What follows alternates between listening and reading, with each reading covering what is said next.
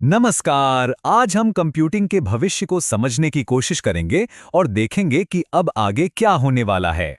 सोचिए 50 साल से भी ज्यादा वक्त तक टेक्नोलॉजी की रफ्तार सिर्फ एक ही नियम ने तय की है। वो था मूर का नियम।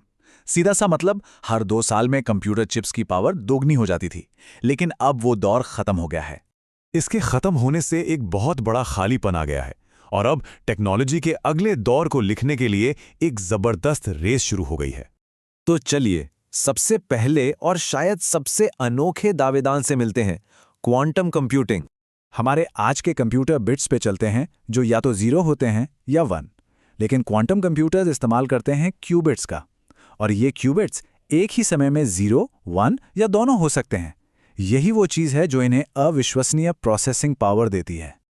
और यहीं पर आके चीजें बहुत दिलचस्प हो जाती हैं। हम एक तयशुदा दुनिया से निकलकर संभावनाओं की एक बिल्कुल नई दुनिया में कदम रख रहे हैं। और देखिए, ये कोई छोटे मोटे स्टार्टअप्स का खेल नहीं है। टेक्नोलॉजी की दुनिया के बड़े बड़े नाम सब के सब इस क्वांटम कोड को तोड़ने में जी जान से लगे हुए हैं। निवेश का पैमाना देखिए। अकेली कंपनियां इन क्रांतिकारी मशीनों को बनाने के लिए $750 मिलियन जैसी भारी भरकम रकम जुटा रही हैं। इनसे उम्मीद है कि ये ऐसी मुश्किल समस्याओं को हल कर पाएंगे जिन्हें आज के सबसे शक्तिशाली सुपर कंप्यूटर भी नहीं सुलझा सकते। लेकिन सिक्के का एक दूसरा पहलू भी है। यही जबरदस्त पावर उस एन्क्रिप्शन को भी तोड़ सकती है जो हमारी सारी डिजिटल जानकारी को सुरक्षित रखती है। अब चलते हैं दूसरे दावेदार की तरफ। यहां बात नियम बदलने की नहीं, बल्कि मौजूदा नियमों को एआई के लिए उनकी आखिरी हदों तक ले जाने की है।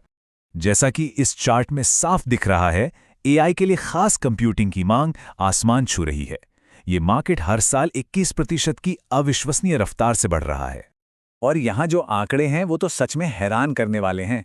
$1 ट्रिलियन से भी ज्यादा के सौदों की बात हो रही है, सिर्फ इसलिए ताकि ओपन एआई जैसी कंपनियों को जरूरत के मुताबिक कंप्यूटिंग पावर मिल सके। तो असली बात यह है कि ये सिर्फ सॉफ्टवेयर की दौड़ नहीं है।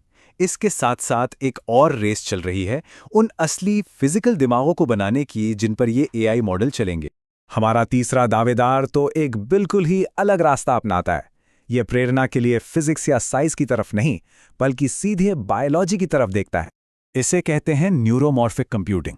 इसका मकसद ऐसी चिप्स बनाना है जो कैलकुलेटर की तरह नहीं, बल्कि इंसानी दिमाग के न्यूरल नेटवर्क की तरह काम करें। और ये अब सिर्फ कोई थ्योरी नहीं है, ये सच में हो रहा है। रिसर्चर्स ने तो ऐसे हाइब्रिड कंप्यूटर बनाना भी शुरू कर दिया है जो इंसानी दिमाग के टिश्यू को सीधे सिलिकॉन चिप से जोड़ते हैं।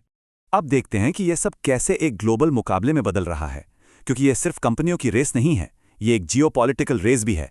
जापान से लेकर फ्रांस तक दुनिया के तमाम देश इसमें बहुत बड़ा स्ट्रेटेजिक निवेश कर रहे हैं। वे मानते हैं कि कंप्यूटिंग के अगले युग में जिसका दबदबा होगा, वही देश सुरक्षा और अर्थव्यवस्था का बादशाह बनेगा। दांव पर बहुत कुछ लगा है। इस दौड़ में पीछे छूट जाने का मतलब हो सकता है कि टेक्नोलॉजी की अगली पीढ़ी के नेतृत्व को पूरी तरह से गंवा देना। तो नतीजा साफ है, मोर के नियम की वो धीमी और सीधी चाल अब खत्म हो चुकी है। उसकी जगह ले ली है एक ऐसी रेस ने जो कई मोर्चों पर एक अनजान भविष्य की तरफ दौड़ रही है और हमारे सामने एक बहुत बड़ा सवाल छोड़ गई है। ये नई मशीनें वो काम कर सकती हैं जो हम कभी नामुमकिन समझते थे। तो हमें इनसे सबसे पहले कौन सी समस्या हल करने के लिए कहना चाहिए?